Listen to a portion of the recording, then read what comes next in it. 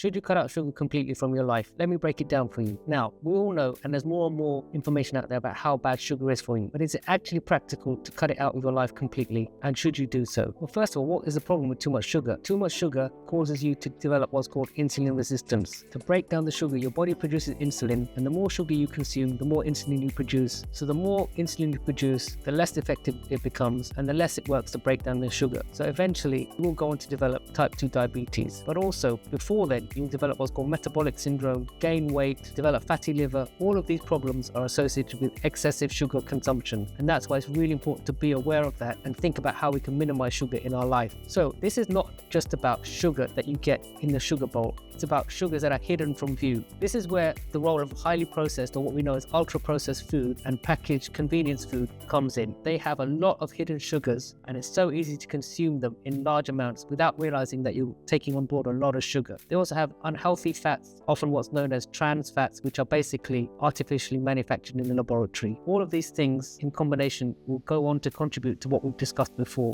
insulin resistance, weight gain, cardiovascular disease. Other things to be aware of are fizzy drinks, obviously, but also cookies, biscuits, crisps, and snacks, which don't obviously contain sugar, but they're often hidden behind these other tastes and additives that are in these snacks. People often say to me, should you cut out fruit because fruit has sugar? Yeah, absolutely, fruit has sugar, but it has natural sugars, so it's not as harmful as these added sugars. We should be aware of them, and we should be cognizant that they are going to increase your sugar level, but they're not highly refined and processed and added in addition to the foods that we're taking on board. I believe that some element of fruit consumption is okay. So how can you keep on top of this? There is something called a CGM, a continuous glucose monitor. This is a little device that sits on your skin, on the arm, and monitors your glucose level. This is particularly useful if you're trying to keep on top of what you're consuming. So it will give you feedback on your sugar levels in your blood at the time of day. So you can say, at 3 o'clock, I had X to eat, and my sugar level went up half an hour, 1 hour later. It's a really useful and helpful tool to monitor your sugar levels and keep on top of that. Having said that, it's often beneficial to have someone like a doctor